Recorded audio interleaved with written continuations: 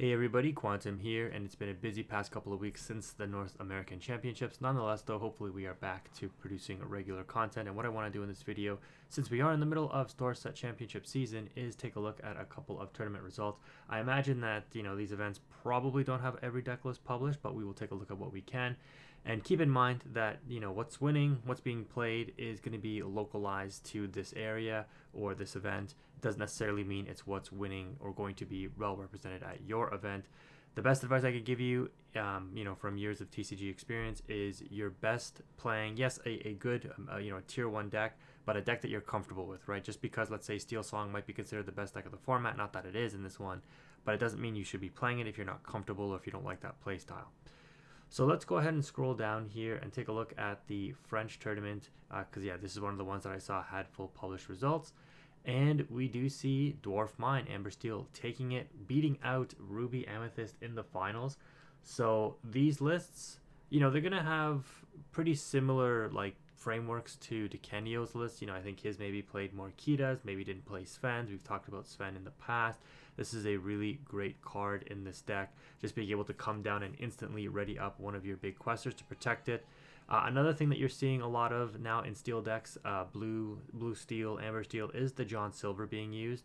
I believe Kurt Spice also kind of popularized this a little bit at the North American Championships in his amber steel mine deck, where the John Silver will protect one of your characters from being challenged because it can target an opponent's character and make it so that it can't challenge. But it's also a captain, and on 3 it also goes well with the Mr. Smee. So you play Mr. Smee on 2, you quest with the Mr. Smee, then you play the John Silver. The Smee does not take any damage because John Silver is a captain.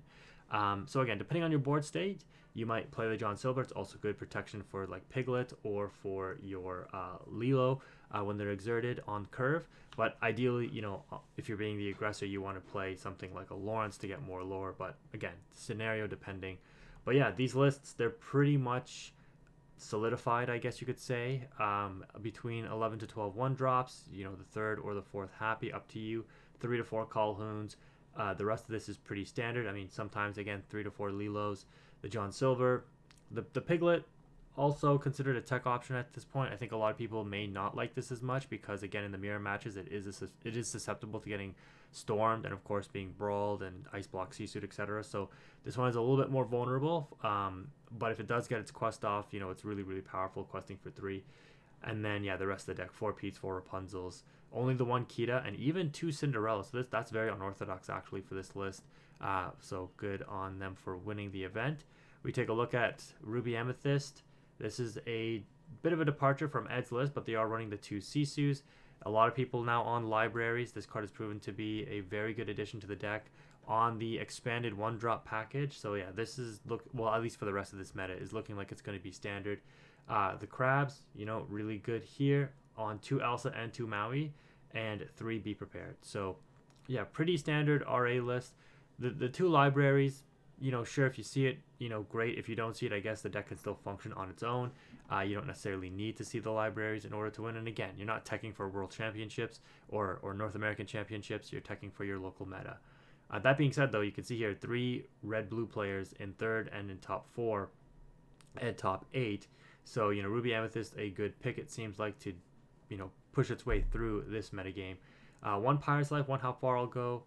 Standard item package here, back on the Lucky Dimes. This has made its way back into red-blue decks since, the European and North American Championships had Ruby Amethyst take those events.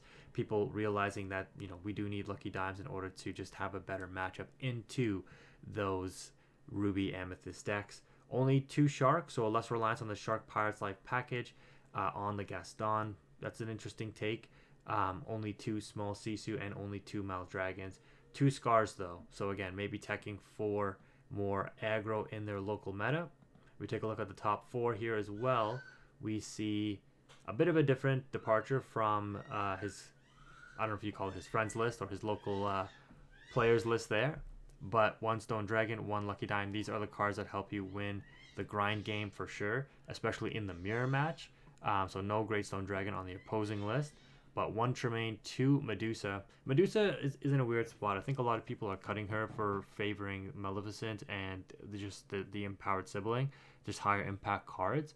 So it's interesting to see Medusa make its way into the list. Still a good card, still has relevance, especially with Ice Block. That extra point of strength that it's able to, take out can make all the difference sometimes. And it is a 6-cost card. No Pirate's Life, no Maui Shark notably in this list. So again, just more of a standardized list, which is interesting.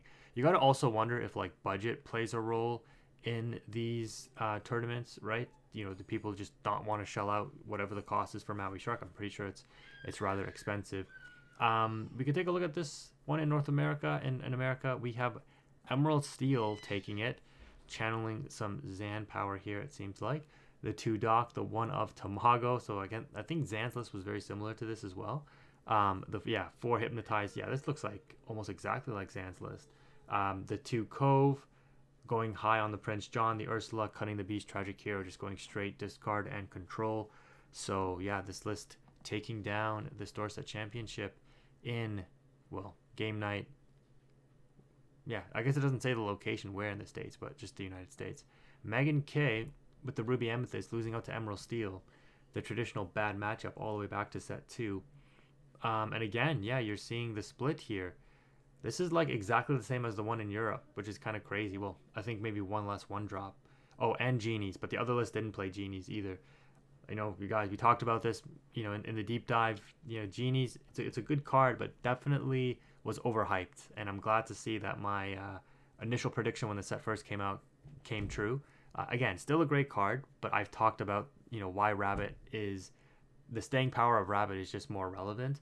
And again, this might change over time, but just as a card game player, how important and what value Rabbit represents over something like Genie.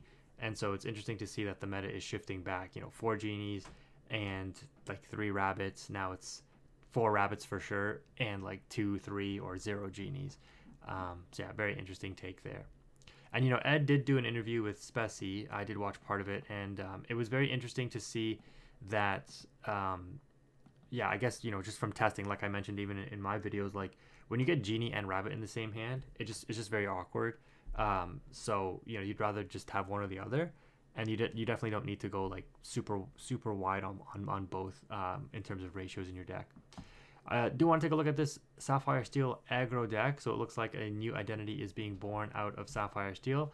I think this was popularized by Harlan Sweet, so this is a really good low to the ground option.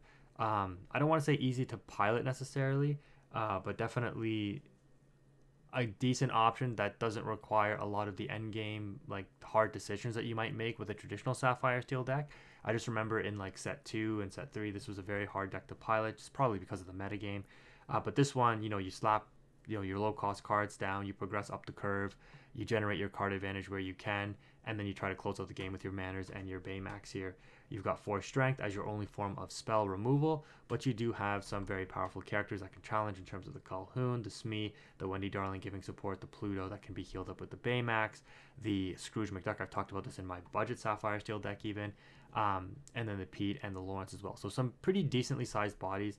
I'm not sure if I'm a huge fan of the Cogsworth, just because it just makes you that much more susceptible to Ruby Sapphire. But I guess when you look at a list like this, you can afford to play the Cogsworth because your goal is to try to get underneath the Ruby Sapphire players, and then you just ink the Cogsworth in those matchups. Whereas in other matchups, particularly the Amber Steels, the Cogsworth definitely helps you like really solidify that matchup and win it, because they just can't get over the resist because their songs can't out your characters, and then you can challenge freely without worrying about trading out your characters, since the resist plays such a big role across your characters there, and the Calhoun does such a good job in checking the aggro deck. So yeah, a really cool list there. Big fan of it. Wish they would have won, but it's okay. I also want to take a look at this Blurple deck, Sapphire Amethyst, an ink pairing that I think we'll see more of in the future, because we're only gonna get like better ramp cards, right, as time goes on. And with Amethyst continuing to just be such a solid color, like this pairing could only get better over time. And as long as Amethyst has play into the metagame, which it looks like it always will, because again, it's card draw, it's control, it's tempo advantage. You being able to ramp more efficiently, more consistently, to get to your very powerful purple cards. This is a good deck to like think about. I mean, you should have an Amethyst core if you ever want to play Amethyst, right? There's a reason why. I mean, even recently, cards like Rabbit, Goats, Genies, at least the foil copies have spiked up in price quite heavily. But in general, the Sapphire cards are also going to be a good investment if you like this playstyle. So a pretty standard list here. The 2 Belle, I think, some people have opted to cut Belle now. She was really hyped up, obviously, after the European Championship because of those Genie interactions. But with Ruby Amethyst now cutting out Genie, Blurple still plays 4 because, ramping to Genie is like really, really strong. And it's one of the decks where you will still play this ratio of 4 Genie, 3 Rabbit. But in Ruby Amethyst, I do think you cut that out a little bit. And then also on the 3 Elsa and the 2 Hades, these ratios flip flop. I think the 3 Hades is probably better, just because the instant removal rather than the tap down, likely going to be higher impact. Like Hades is better in the grind game. Elsa is better closing power because you don't care about tapping down the creatures if you're just going to go for game in the next couple of turns. You just want to stop your opponent. Versus Hades gives you that permanent removal, so you could play the grind game. So that's the difference there. That being said, though, this is still a shift target, so you play 4 of the Elsa the 5th Spirit. Makes it easy to transition the shift onto, and then if you do end up bouncing it, you get the 2 cards back, which is also really good. And then 3 McDuck Manors. I guess you don't necessarily need to play Library. I didn't test it, but I was making a build with libraries instead of the Manors, just because, again, you play basically the same draw package, the 1-drop draw package as Ruby Amethyst does.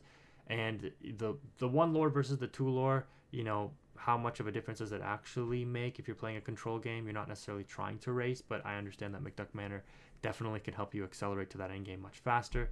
You've also seen, not in this list obviously, but a tech of 1 Merlin shift. Since you do play, in this case, 10 different Merlins, having 1 of the Sapphire Merlin to shift onto and instantly search out a Manor, a Let It Go, a Library if you're playing that, or another follow-up card like one of your big hitters to close out the game next turn, can also be a really good addition to the Blurple deck. So really cool to see that. And yeah, I think that's pretty much where your metagame lies. I mean, I guess you can say Emerald Amethyst still has some staying power at a local level. I just think if your local meta is very steel heavy, this deck is a little bit harder to do well with. That being said, it's still able to put in a lot of work. And I mean, Morgan did come first seed, right, in the North American Championships through what is arguably, the toughest field in North America. So it's definitely still not a deck you can write off. This one a little bit different with the friends here. But yeah, White Rose, Goats, and Tamagos, like, there's so many ways for you to push for the endgame lore win. Like, I guess you can say that this deck is never really that bad of a choice, but it just feels like sometimes you can get absolutely blown out if the Steel players just have those couple of songs in order to, I guess, just lock the board down. And, you saw what happened with Zan with his Emerald Steel deck versus the Emerald Amethyst. That being said, Morgan actually commented on my videos, and I appreciate the insight that he provided, because he literally said you can't put them on having everything, which is true, right? And I think I said it in my video, in my commentary, like, Emerald Steel really only loses to itself, and Morgan played to his outs, and he played very well in order to even just take a game off of Zan. But yeah, it's a tough matchup into Steel for sure. Yeah, so, Amber Steel, Ruby Amethyst, Sapphire Ruby, Blurple even to a certain degree, and I would say even Blue Steel aggro for a local meta. I would say these are your best bets in order to do well at your local tournaments.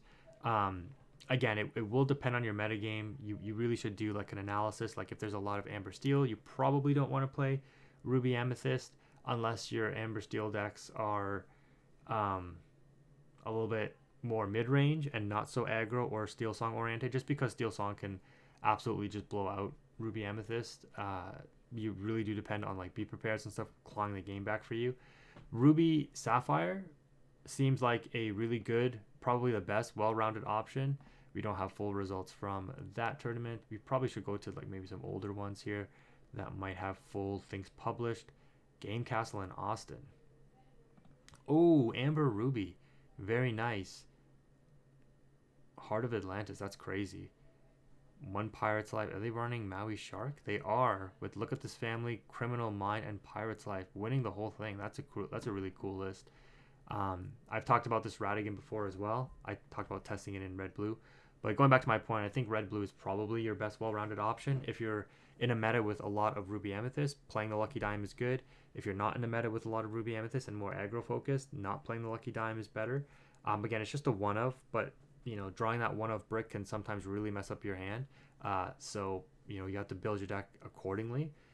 But yeah, you could always just go something spicy like this. And like I said at the beginning, I think I said it in this video, right? Playing something you're comfortable with is always going to be the best choice. I've talked about this with my like friends or people that are newer to TCGs. Yes, playing a top tier deck is going to increase your odds and increase your matchup spread, but it doesn't matter if you don't know how to play the deck. You don't like the way the deck plays. So keep that in mind. What's crazy is Lorcana Bro coming second place to this very spicy um, Amber Ruby player. Lorcana Bro, a quintessential pro at card games. I think Magic and Lorcana now, obviously. Their list probably just going to be a carbon copy, or very, no, I shouldn't say carbon copy, a very close list to what Zan piloted, which is true with the I'm Still Here's, the Sudden Chills, the Hypnotize, all at 4. 3 Muses, the Ursula, and the Prince John. I mean, Ursula Deceiver of All. I talked about this when it came out, man. This card is just going to get better and better over time, I think. So it's going to be scary to see where this deck can go potentially, because it really is a deck that only loses to itself. Anyways, guys, that's going to wrap it up for this very brief meta review. Let me know what you think. If you're playing your store set championships, what you think is the best deck for your local meta and why in the comment section below. And stay tuned for, as you guys know, the new set stuff coming out. We're going to be putting some theories together, analyzing the new cards, and talking about, you know, what's worth picking up maybe, right? I think people in the past have appreciated that. Anyways, if you made it this far in the video, thank you again for watching. Quantum is out.